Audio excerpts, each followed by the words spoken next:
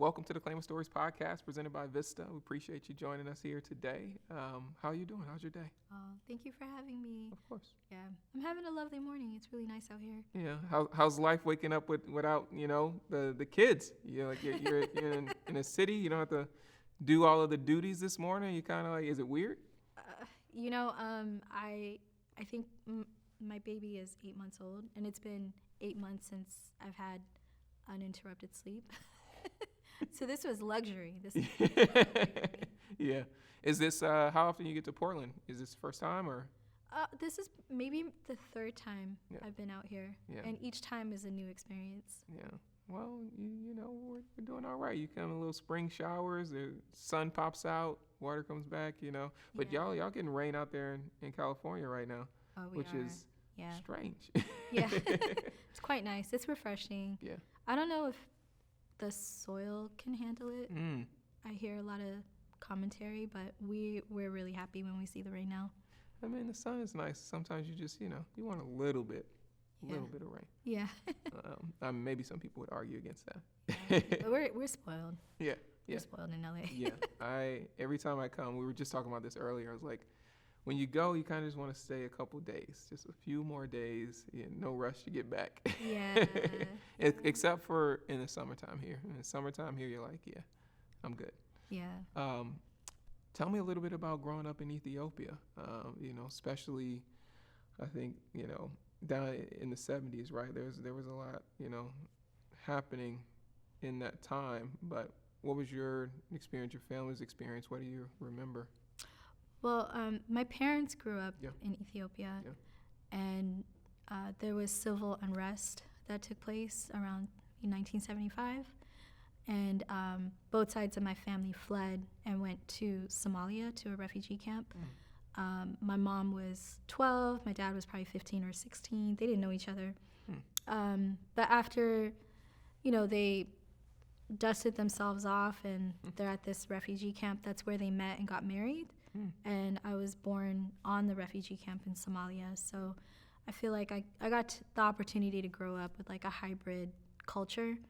My parents, had to learn Somali and, figure out how to navigate. They spent maybe 8 years of their lives there. Yeah. And then my dad was resettled first in California.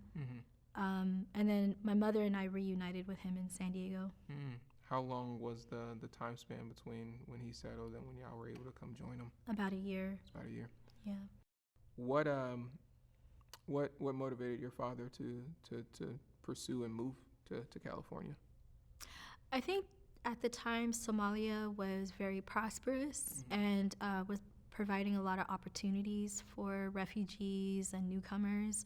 But there was this cap, as an immigrant. Of opportunity?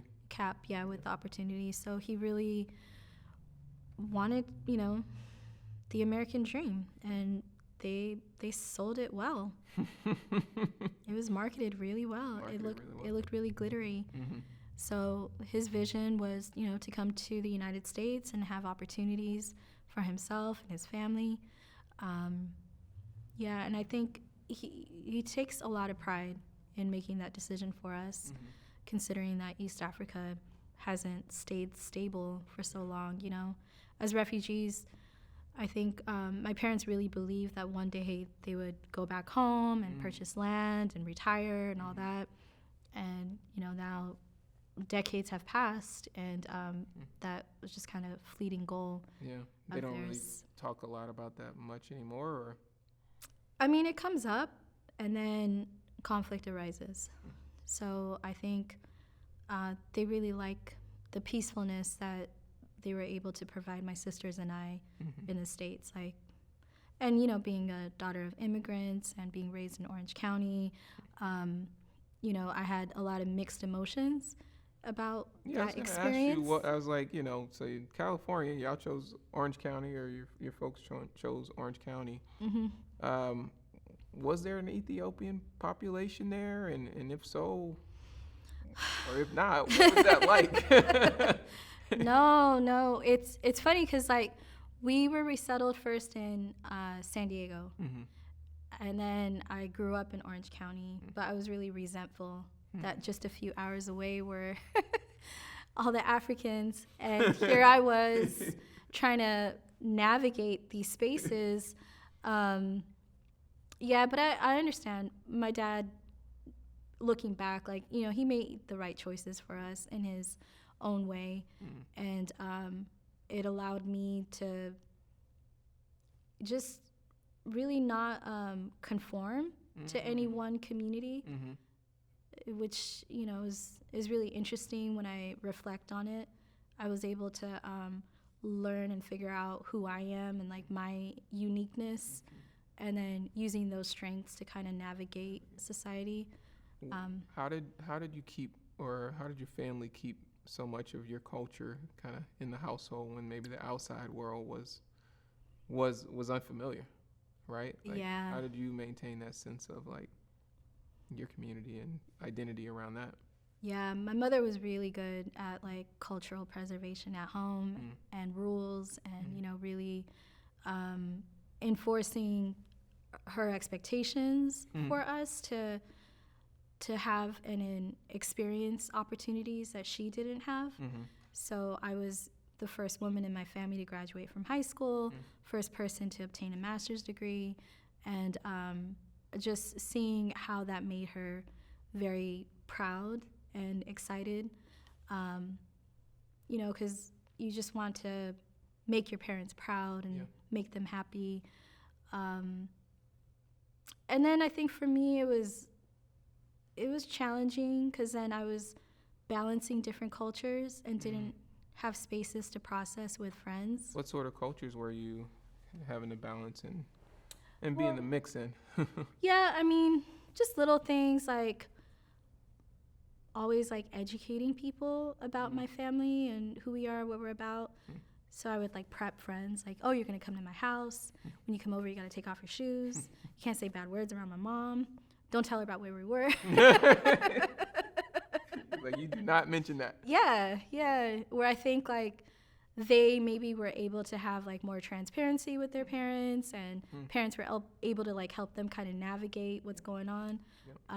Whereas for us, it was just knowing how to compartmentalize. Yeah. When you think about some of your intersectionalities, whether it being Black and an immigrant and also Muslim, are there experiences that come to mind that you find that like a lot of the kids that you grew up with just wouldn't understand? Oh yeah. It was so I would say like in stages, right? Like elementary school, I was Black, and kids didn't know what to do with that. And then I go to high school and I'm hanging out with my Black friends, and they're like, "No, you're not." What do you mean? You know, it's like you're African. So it was like that. Then it was this conversation around immigration comes up, and then I go to college, and then there's like Pan-African unity that happens. So I guess it just depends on like where I'm at and circumstances. And how did you feel when that kind of when you were alerted to the distinction? When I'm navigating, it's like I'm in spaces I am a Black woman, and then in other spaces it's like I'm an immigrant, and then in those other spaces it's Islamophobia is happening, is being discussed. So it's different things happening, right? But at the end of the day, you identify how you identify, and that's how you navigate in this world. Exactly. One of the tools that you've leveraged and picked up through life is writing. Is that right? I did. You enjoy writing. Yeah. How did that come into your life? Oh man, I think writing really was my therapy growing up, especially poetry. And what I loved about poetry is I was able to write in metaphors. My mom, being very protective, would, maybe read my journal. So when I caught on to that, I really leaned onto poetry and metaphors and I was still able to get my needs met with processing without really exposing what I'm directly. Yeah, directly what's going on. Yeah. She had to read between the lines. And there probably was a bit of a gap in cultural understanding there because of you're like in school with all these different kids, and she's not in a lot of those conversations all the time. So there probably was pockets where you can say certain things, and she wouldn't necessarily be privy to all of that. Oh yeah, because English was probably is her fourth language. So metaphors to her, whatever she reads, it's going to be very literal. And I was able to kind of. Now, in 2005, right, you wrote and directed a spoken word show. I did. Saturn Returns at college, right? Yes. Tell me about that event. Yes. So it was, I think, 2009. I was 28 years old. And the idea around Saturn Returns is that,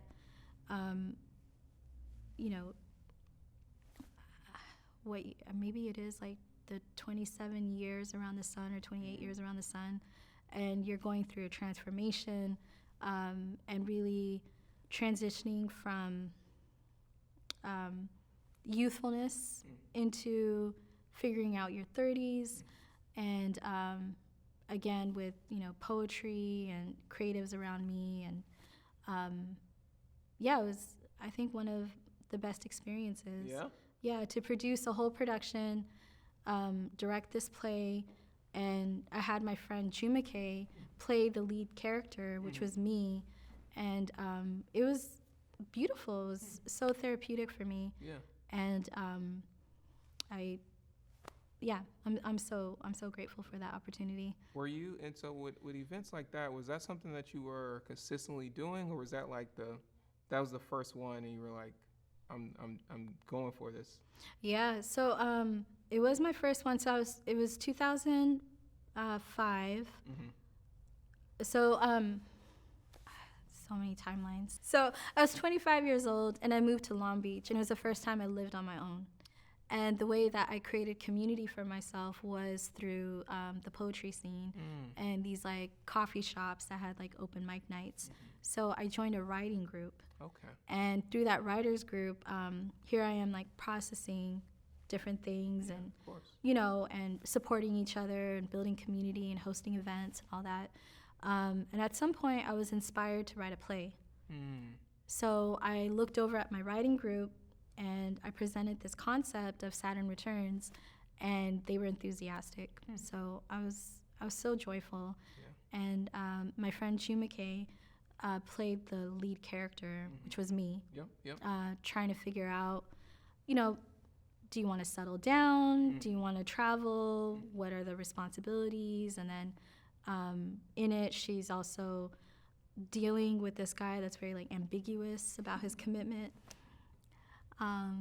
It was great. A lot was that also inspired by things that were actually happening in your life at the time as well? Yeah, my life, a lot of women, I think, you come across that period where you're like, well, what's next? And is this my decision or is this like cultural expectation? And what do I want for myself? And I think, it was beautiful. And then the music component, we were also able to incorporate this like Spanish guitar in the background, and it was. Sounds beautiful. Yeah, I still daydream about it. Yeah, I mean, you might have to bring it back. I think so. Yeah, June and I are still friends, so I gotta talk to her about this. Yeah, reunion. Question around as you're navigating, you're older at this time. You've moved away from home and into college and things like that. Did you have a sense of pressure around what your folks wanted you to be and do? And if so, what was that expectation? Yeah, so I think as the eldest daughter, I was able to kind of push the envelope. My younger sisters, I would say, followed the rules and were able to benefit from my chaotic pushbacks. Were they chaotic like that? I think so, because it was I don't know, my dad, I think, really loves like the fieriness in me, and like he sees me as like a leader, and my mom's like, yeah, I love it too, but I gotta pay for it, you know. Yeah. Why is this on my shoulders? Yeah. Like, what are you gonna become? Like, yeah. What happens if you keep going down this road? Yeah, yeah. But my younger sisters, I don't think they'll ever understand the sacrifices I made. Like for example, when I went to college, like I had to go to UCI because my mom didn't want me to move out of Orange County. Oh wow. There's 4 of us. The second sister went to college in San Francisco. The third one moved to Atlanta. Wow. Yeah, you're like the fourth one's traveling. Yeah, you're like I had to stay here.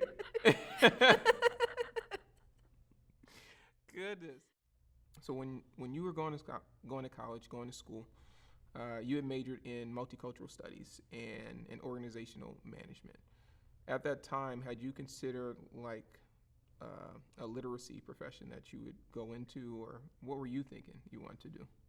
Yeah, I think I was just fascinated with the topic. Mm-hmm. So I was at community college, and I remember I took an ethnic studies class, and the professor, this lovely Latina woman, was describing societal issues and systemic problems.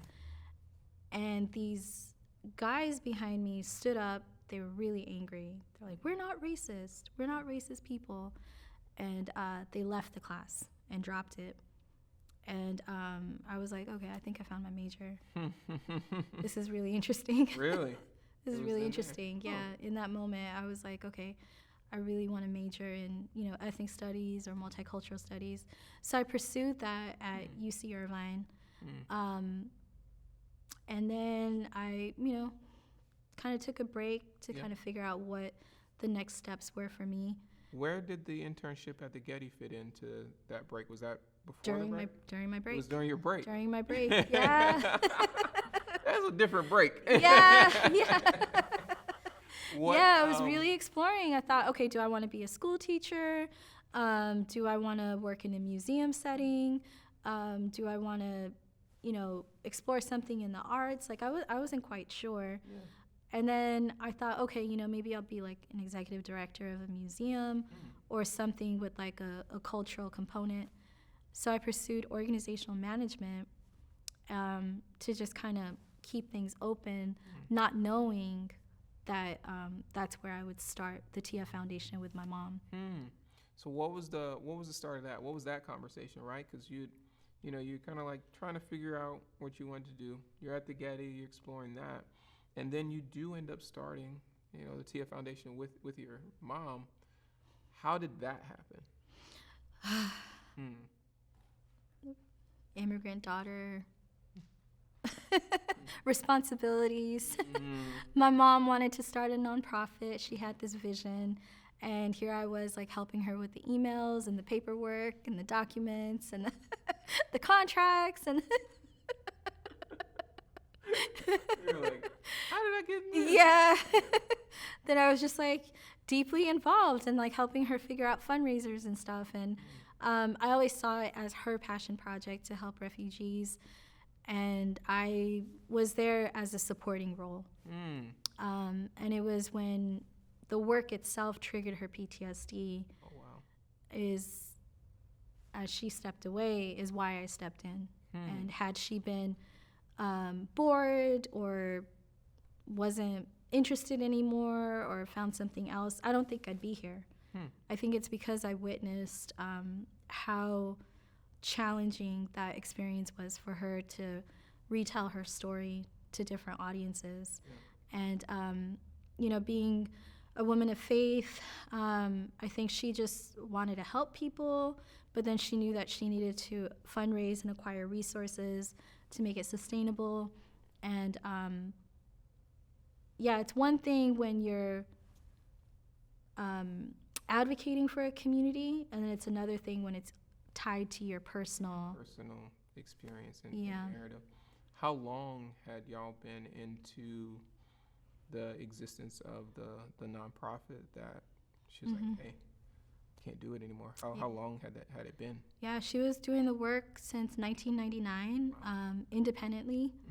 And then when we formed the organization, it took about 2 years where she was just like, I can't keep doing this. And how often did she have to like relive her story? Essentially every time she had to go raise money? Yeah, and people would just ask her, tell us about your experience on the refugee camp. Tell us why you left Ethiopia. Tell us about the journey by foot from Ethiopia to the refugee camp in Somalia. And I think it really took a toll on her, because in the nonprofit world, the old model would really encourage leadership to talk about the problems that people are solving. But then you don't know what happens after the solution was created.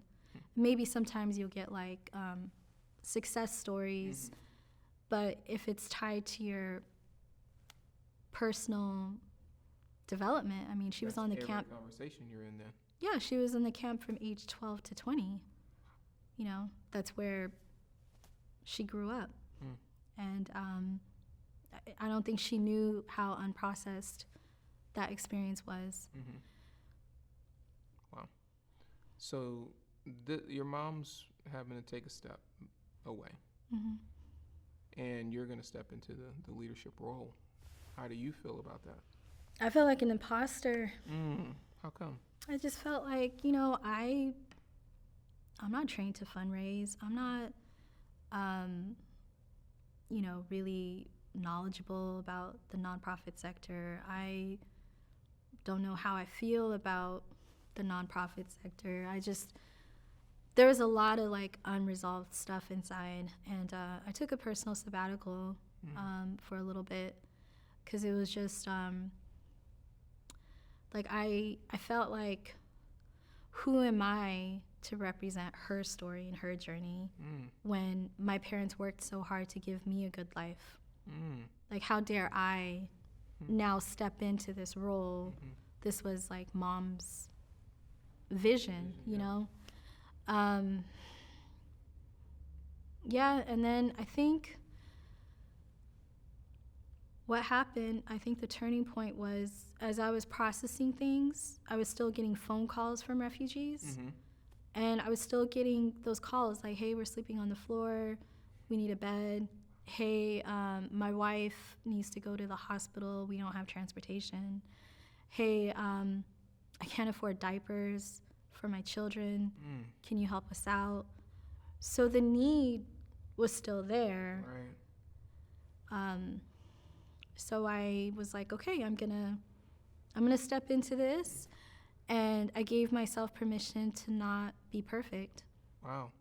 I really had to work through it, and I really think my dad, because he was like, Meymuna, you don't have to do this. You have no obligation to continue this work. You just got married. You could, you know, go figure out your next steps. And I think his permission let me know that I wasn't doing it out of obligation. And when I was able to release that sense of like obligation to my family, take it off yourself, take that pressure off. I felt more committed. And maybe a little, strangely, maybe some relief. I did. It was nice. I think when you have a parental figure that could come in and say, hey, you know, you don't have to do this. This is not our expectation that we're trying to place upon you. It could take some of that off of you. Yeah. So tell me a little bit about the challenges that come along, and maybe some of the myths that come along with a career in philanthropy and raising money. Like, what don't folks understand about that world, and also that world navigating it, you know, as a Black woman? Like, what don't folks really understand? Yeah, I think the misconception is that you just give people your money, you don't know where it's going to go. It just goes into the abyss.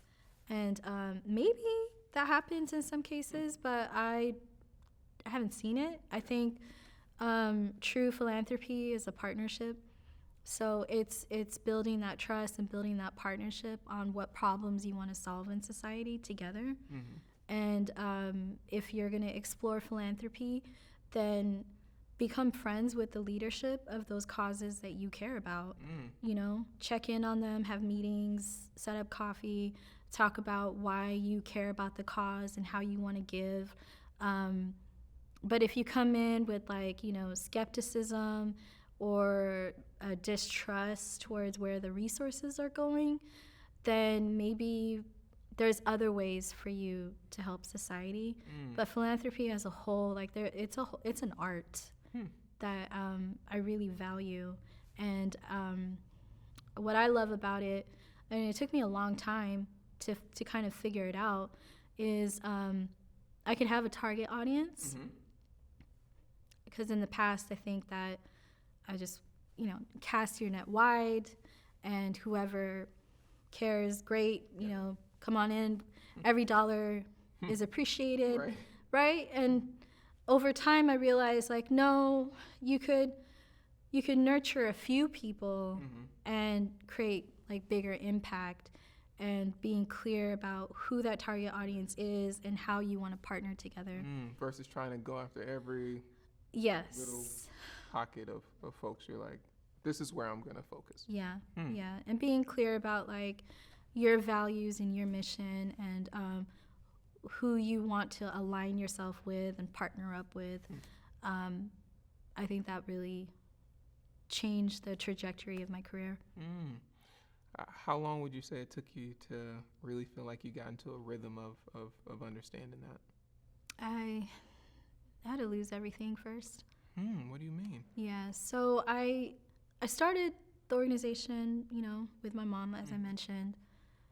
When she stepped away and I stepped in, I was able to acquire a government contract, but I lost it, not knowing that, you know, government contracts can come and go.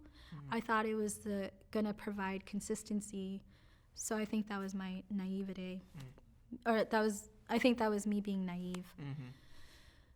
So I really had to think about sustainability, and when I really took that seriously is when I thought, okay, who are my partners, and who is going to care about this work? And this not in a certain cycle, but they're here because they believe in this for as long, you know, ongoing and sustainable. And I think when I made that decision to really view philanthropy as a partnership, and just looking for people that have shared values that I have, so much changed. So much. It's funny when, like, but you need to, I feel like sometimes we're so, and we'll get it, it's human nature. You don't want to go through the pain of loss or the pain of failure. Or right? rejection. Yeah. Right? Yeah. And so we do everything we can to avoid it. And a lot of times there's something to be learned. And you kind of have to experience that to learn that there's maybe a different way that you should be approaching things. And it sounds like that's sort of what happened for you. Yeah. And I think it had to be like right before the pandemic. And as I was like really creating Flavors from Afar's brand and this like social enterprise that's going to help Tiyya, I think that was the first time where I added myself to the target group. How so?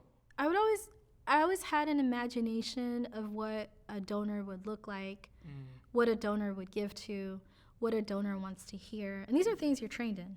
You know, this is how you're trained in the nonprofit sector. And then I thought, well, what do startup companies do? Like, how do they find their target audience? What kind of mindset are they looking for each brand? What messaging are they presenting, right? Because they seem to build community of like-mindedness. And I tapped into that, and I haven't looked back. I love it. That's wonderful. Yeah. What was the time period where, you were going through, where you lost that contract? What was that time period, right? Because there's a period where, you felt like you had a steady operation up until, I believe, 2016 and Trump administration came into the office. Was it during that period where that's when it happened? Yeah. Yeah. A lot of refugee organizations, these huge conglomerates, were either shutting down or downsizing their work and staff size. And I thought, well, if it's affecting them, we're done. These are big entities that have been around for decades. Like, who am I to manage this, hurricane? Yeah, essentially. What was the conversation you were having with yourself as, the reality of like you may be shutting this down? Yeah, it's crazy because entrepreneurship, I guess you could say, it's a whole mindset, and you really have to be on your own team, and you really gotta root for yourself. Yeah. And because it can get real quiet. Yeah, it got real quiet. It did get real quiet. So I remember just giving myself an opportunity to think more, So I remember I had this calendar. This is 2019, a year before I didn't even know there was gonna be a brick and mortar. And I gave myself time to really reflect, and there's a lot of meditation, a lot of walking, a lot of journaling, a lot of processing, what are my next steps. And there was an invitation to participate in a pitch competition. And I was like, well, I have nothing to lose. Yeah. I'm already dealing with a huge no. Yeah. So I think by quieting the noise, I was able to be focused, and I was able to win $50,000 for the nonprofit. Wow. Towards establishing the social enterprise. So what was the social enterprise that you had in mind? Yeah, my vision was, wow, what if we had a restaurant? Because at the time I was kind of dabbling with catering with families. So as I was losing funding, then I experimented with sustainability. And as a team, we explored catering. Okay. And the idea was, why don't we hire the refugee parents who are from all over the world to cater international cuisine, and those dishes that are now being catered, proceeds would go back to sustaining the program. So it's just it would be like a cyclical cycle, right? I didn't even know what a bread knife was. I was like, we're gonna do this. Doesn't matter. Sometimes you just need to know what it is. And find the people that know how to use it. And you're like, I don't know. Yeah, food is excellent. It brings people together. So we did that, and then there came now this opportunity for me to pitch the social enterprise, and the idea was, what if we highlighted and celebrated this existing talent of homemade cuisine and introduce it to the public. And I wasn't quite sure. I mean, there were big agencies I was pitching next to, and I won. And so how long did it take from that to then going into opening the restaurant? So again, so mind you, remember, I'm still thinking about just catering. Oh, so at this time, we're not even thinking about a restaurant. Okay, so we're not even thinking about a restaurant yet. We're going into catering. We're at catering, yeah. Do we see success? What's happening? Yeah, so popularity increases, and there were people in the room that wanted to align and partner with me. And I met with Joanna from Sun Family Foundation, And she said, I really love what you're doing. And I told her, oh, actually, I have this opportunity here. I'm renting a kitchen for catering, but I have an opportunity to have front of house. And if I do the front of house, then it would offload a lot of labor for us because a lot of people don't know these cuisines. And there's this extra work that we do to educate people on our dishes. Why don't they just come here, sit down, try it out? And if they like it, they can hire us for catering instead of doing all this extra stuff. And what did she say? She loved it. And you had zero prior experience working in restaurant and food industry. I was never a hostess. I have no... That's pretty crazy. So tell me what happens after that, right? So then you share this idea. She loves it. What happens? Yeah, so we get funding to get signage outside. We start doing the build out, remodeling the space. I got 6 months. I gave myself 6 months to figure it out. And I thought, 2020 is around the corner. It'd be beautiful. Yeah, it's about to be great. It'd be so beautiful to open spring solstice. We can laugh at this now. Yeah. Oh, yeah, we could open spring solstice. And I knew I couldn't do it on my own. So I was, working with my husband to, apply for grants and stuff. And at the same time, looking for someone to help me with the restaurant. So through a friend of a friend. Like an operator? Or yeah, to help, really help me actualize this vision, because I still have now the nonprofit side and the programming and, there's, a lot going on. Amount of things happening. Yeah. So through a friend, I met Christian Davis, and I said, I really want to work with you. I don't have any funding right now, but when I get funding, I'll call you. And I think he was willing to volunteer still. And I was like, no, it's cool. Let me get the money. Let me figure this out. I'll give you a call. And we were able to acquire the grants we needed.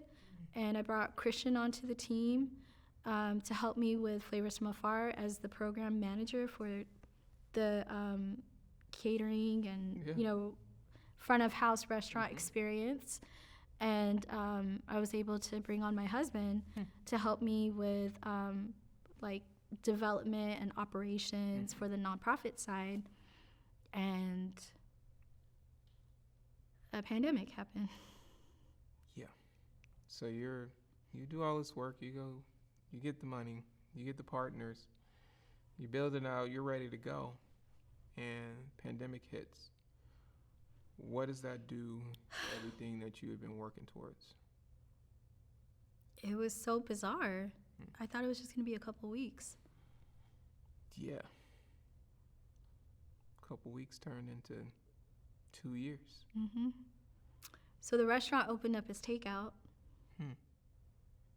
And the nonprofit side, you have now refugee families and former asylum seekers that are quarantined and can't even get to the grocery store because public transportation slowed down.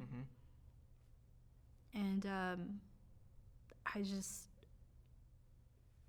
poetry, food.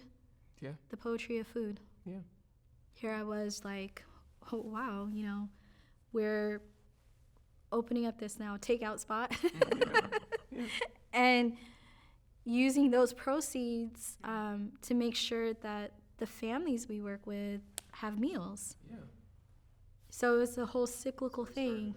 So the pivot was into that, and you were still able to support these families in that way. How was it for those 2 years? Was it something that was consistent and was like you were fine? To be honest, I wasn't fine. I was scared because I already was dealing with the loss of, or possible loss of, the nonprofit side, and then I pursue this restaurant, right? And I have no experience in the industry, and then I see like big players closing their doors. And here I am having a grand opening with a few people outside ordering takeout. But I had to trust my instinct. I said, look, people are at home. They love home style cooking. These are dishes from possibly their home countries, or they have the opportunity to travel through cuisine. And they know that it's giving back to a good cause. Let's just go all in. And it worked. It worked. Now, how did you go about finding the different chefs for the cuisine from the different countries? Like, how did you go about doing that?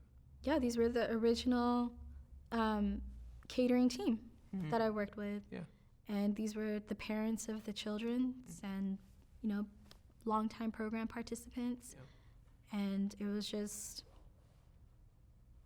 amazing. Like, they saved the organization. Wow. Truly. Wow. It was their talent that saved the organization. That's powerful.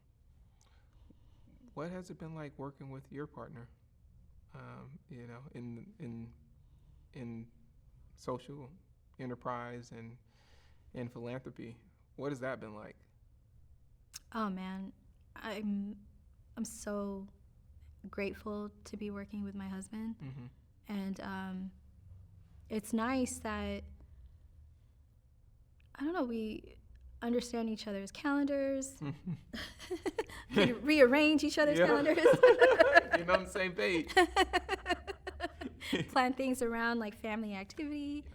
And I think what makes us continue to work together is, we had an agreement to never share a task. So we don't do the same thing. He stays in his lane because he's good at development and operations. I stay in my lane, and then we update each other on what's going on. I love that. That's important, because if you're working on the same thing, you're just going to be butting heads, right? Like, you're like, we should do it this way, and vice versa. Yeah. Well, there's glitches. There's glitches. Yeah, it happens, right? It's natural. It doesn't always run perfect. Yeah. But it's interesting that y'all have been able to find that way of working, because you might ask some people and they're like, there's no way I could work with my spouse. And we have shared values, so we both come from refugee households, and we both understand that refugees have been either saved or ostracized, and here we are wanting to just give people the opportunity to be seen and celebrated for overcoming so much. And I hear it often from people, and I feel it myself. Like, I wish my parents had something like Tiyya growing up. I bet, right? It would have meant so much to them to know that they had that, right? And they had that community. The work that has been building for years and decades, from energy that you and your family have put into, has led to different notoriety. And in 2022, you were a CNN Heroes Award winner. Tell me about that experience and what it meant to you. Oh, I was so nervous. I was so nervous. I was like, wow, this is real. This is real. Like, I always kept my head down and focused, and not realizing that I could be reading a thank you speech, or presenting a thank you speech, and Naomi Campbell's clapping for me. It's pretty wild. Yeah, I think my favorite moment was going up to her and saying thank you for being visible. I struggle with visibility, and here I am thanking her for being visible, because it just made growing up that much easier to know that someone that resembles you is out there winning. Yeah. When you think about your struggles with visibility, Can you translate that a little bit or unpack it? Like, what do you mean? How so? Yeah. I grew up in a religious environment where when you give, no one should know, right? Like this is between you and God.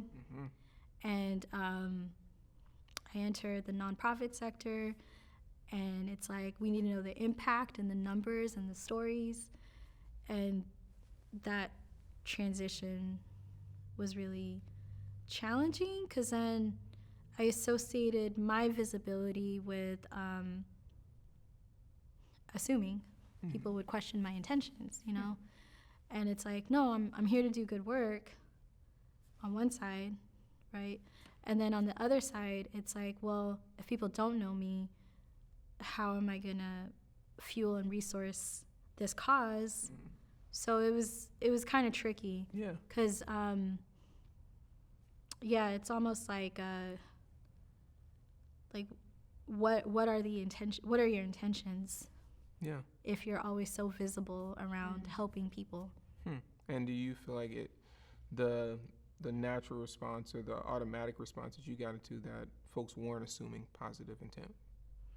It was an assumption. Yeah, it was an assumption. Because now I see that my visibility, just like, you know, here I am thinking Naomi Campbell, right? Like it's, my visibility matters and my story is so unique. And what I thought was something you should hide and not really talk about and just help and keep going, you know, ended up, you know, being vital. Right. Tell me about your mom these days. Does she, you know, what she think about what's happening? How's she involved? Like, you know, what's been that like since, you know, stepping away and you being, you know, at the helm? Oh, my mom is my biggest cheerleader. Yeah, she is. She's just so proud.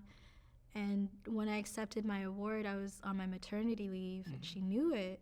She's like, "No, you're going to New York." So she flew down from Seattle to watch the kids, to make sure that I could accept my award in person. And she was just so enthusiastic. And anyone she came across, the doctor's office, the grocery store, she's like, "Vote for my daughter." Right here. Vote for my daughter. Yeah. Yeah. You need community like that, right? You need support from your family like that. And I'm so happy that, you know, she's proud of the work that you're doing. Yeah. One of the last questions I want to ask you is for young folks coming up that want to start social enterprises and are convicted to go into nonprofit and philanthropy. What advice would you give them as they want to explore that? If you have a desire to do it, then you're the problem solver. So make sure that you center yourself around what you're trying to accomplish. Because I think it's quick to assume that someone else will step in and, you know, help make it happen. And it's not true. I think the answers we need are usually right in front of us. That's powerful. Oftentimes we're looking elsewhere and it's just right here. It's right here. Thank you so much for taking the time to share your story with us. And